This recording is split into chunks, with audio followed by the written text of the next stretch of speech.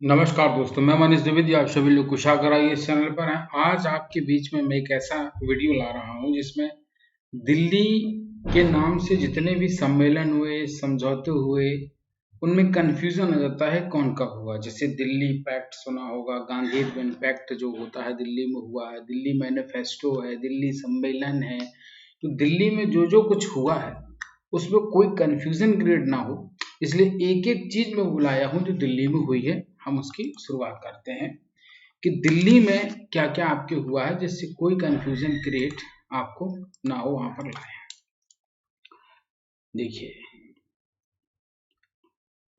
दिल्ली में जो जो हुआ है उसकी हम यहाँ पर चर्चा करेंगे। देखते हैं, पहला पॉइंट यहाँ पर आपके बीच में लाया हूं। यहाँ पर आप देखें, स्टार्ट करते हैं। चलिए, सबसे पहली चीज दिल्ली में जो यहाँ पर आपको बीच आ रही है, यहाँ पर लिखा हुआ है कि दिल्ली समझौता, जिसे कहा जाता है दिल्ली समझौता या गांधी इरविन समझौता भी जिसे कहा जाता है। ठीक है, 25 जनवरी 1931 को गांधी और कांग्रेस कार्य समिति, जिसको आप बोलते हैं कांग्रेस वर्किंग कमेटी CWC, के अन्य सभी सदस्यों को बिना शर्त जेल से रिहा कर दिया गया।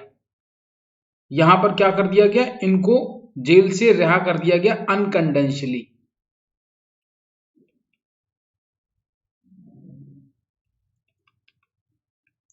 कोई कंडीशन नहीं थी, इसको बोलते हैं बिना शर्त, अनकंडीशनली इनको जो है रिहा कर दिया गया। कब? 25 जनवरी 1931। CWC ने गांधी जी को वायसराय लॉर्ड इरविन के साथ चर्चा शुरू करने के लिए अधिकृत किया। अब अपन उधर नहीं जाएंगे कि ये जेल में थे क्यों। सीधी सीधी बात है कि उस समय आप देखेंगे सविनय अवज्ञा आंदोलन का दौर था, इसलिए इनको अरेस्ट किया गया था। बाद में जो है इनको रिहा किया जाता है बिना किसी शर्त के, क्योंकि आप समझ सकते हैं गांधी जी कितने प्रोमिनेंट थे। उस सब पॉइंट पर अभी अपन नहीं जाते हैं, क्योंकि इरविन चाहते थे कि गांधी जी से कोई समझौता हो जाए, क्योंकि गोलमेज सम्मेलन पहला वाला जो हो चुका था वो विफल हो गया था। तो कहा कि बिना कांग्रेस के आप इंडिया में कुछ नहीं कर सकते हैं। और कांग्रेस मतलब उस समय गांधी जी था। जिस समय एक दौर आता है ना कि जब व्यक्ति पार्टी से बड़ा हो जाता है, जैसे इंदिरा गांधी एक समय, इंदिरा मीन्स इंडिया हो गया, कांग्रेस जो थी वो इंदिरा गांधी हो गई। जैसे आप देख सकते हैं वर्तमान समय बीजेपी गवर्नमेंट है, तो इसमें नरेंद्र मोदी व अमित शाह का कद इतना बड़ा हो गया कि पार्टी में बिना नरेंद्र मोदी और अमित शाह की मर्जी के आप समझ सकते हैं कि कुछ भी नहीं हो रहा है आज। ठीक है, इसी समय पे अभी सोनिया गांधी और प्रियंका गांधी और राहुल गांधी के बिना कांग्रेस में अभी भी कुछ नहीं हो रहा है। ठीक है, आप सोचे कि उनके बिना हम कांग्रेस में कोई वार्ता करते तो विफल हो जाएगी। तो गांधी के बिना या कांग्रेस के बिना उस समय इंडिया में कोई भी सर्वसम्मति नहीं बन पा रही थी।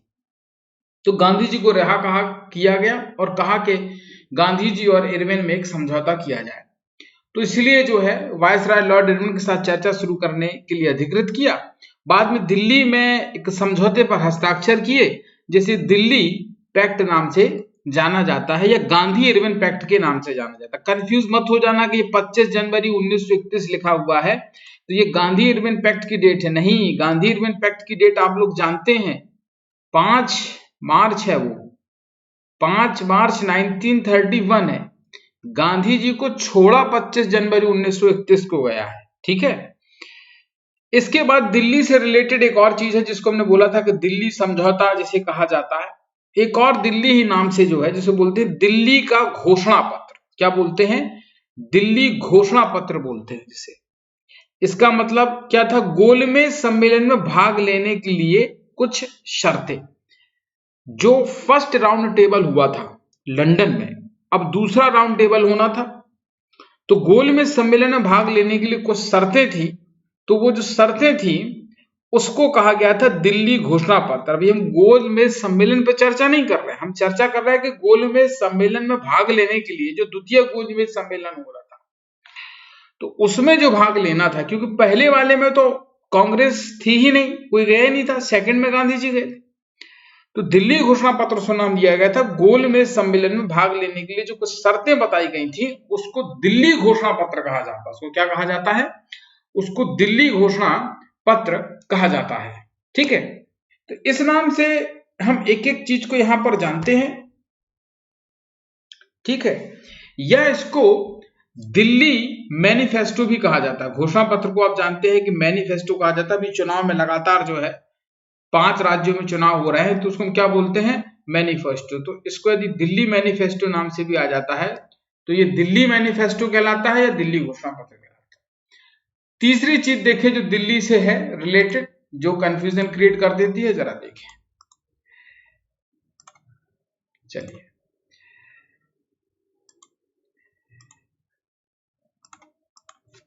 मुस्लिम लीग का दिल्ली प्रस्ताव। मुस्लिम लीग का दिल्ली प्रस्ताव क्या कहा जाता है? जिसे हम कहते हैं, जिसे दिल्ली प्रस्ताव कहा जाता है, दिल्ली प्रपोजल।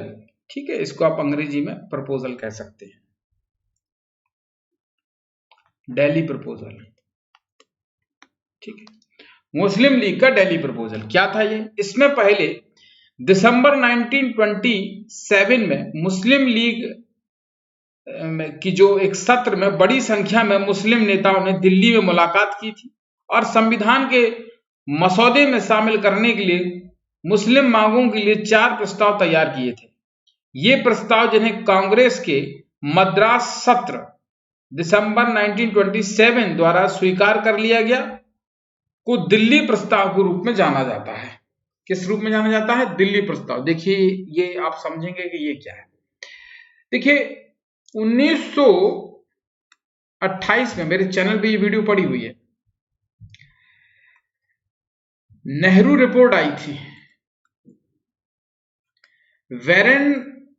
वैलेंटाइन सिरोल ने एक चुनौती दी थी, जहां तक मैं नाम सही याद कर पा रहा हूं, कि आप लोग संविधान नहीं, वैलेंटाइन सिरोल तो बाल गंगाधर तिलक से जुड़े हुए थे, सॉरी।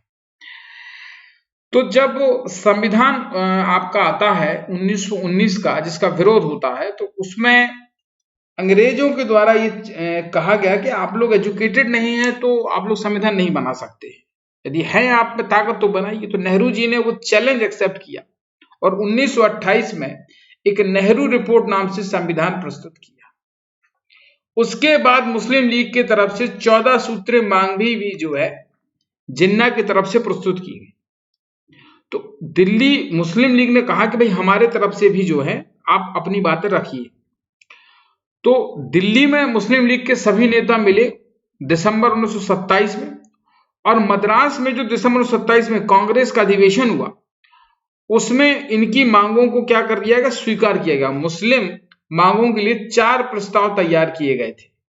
ठीक है, जिसमें पृथक निर्वाचन वाली बात वो जो जोर शोर से कह रहे थे किया जाए, और जो 1909 में थी वो यहां जो है इन्होंने एक्सेप्ट की। नेहरू रिपोर्ट का वीडियो हमारे चैनल पर पड़ा है, आप जाएंगे प्लेलिस्ट में मिल जाएगा, पॉलिटी में उस पर चर्चा होगी। अभी अपन वहां नहीं जा रहे हैं, अभी मैं सिर्फ कह रहा हूं कि इसको दिल्ली प्रस्ताव नाम दिया गया है।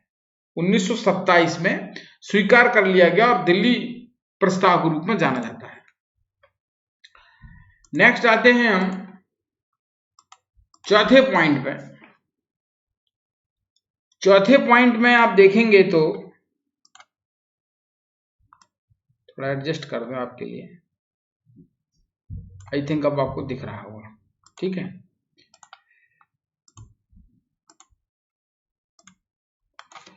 लियाकत अली नेहरू समझौता, या जिसे दिल्ली समझौता भी कहा जाता है। ठीक है, इसे लियाकत नेहरू समझौता कहते हैं।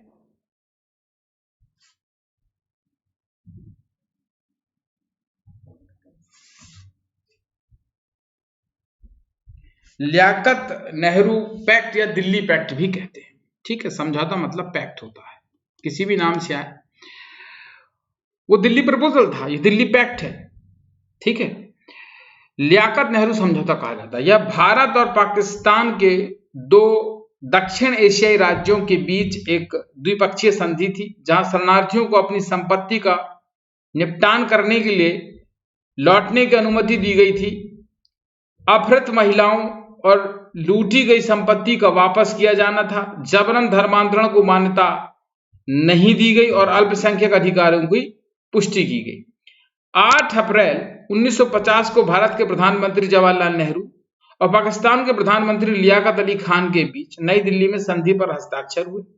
यह संधि भारत के विभाजन के बाद दोनों देशों में अल्पसंख्यकों के अधिकारों की गारंटी देने और उनके बीच एक और युद्ध को रोकने के लिए 6 दिनों की बातचीत का परिणाम था। तो इसको बोला जाता है लियाकत नेहरू समझौता।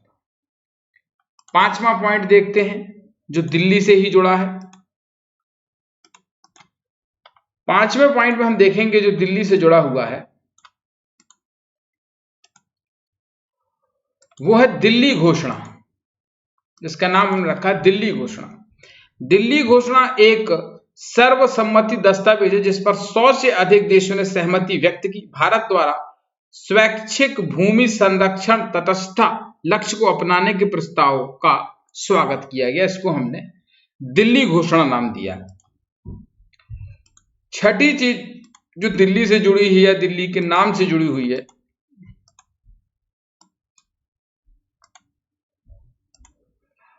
वो भी दिल्ली समझौता ही है। ठीक है, वो भी आपका दिल्ली समझौता ही है।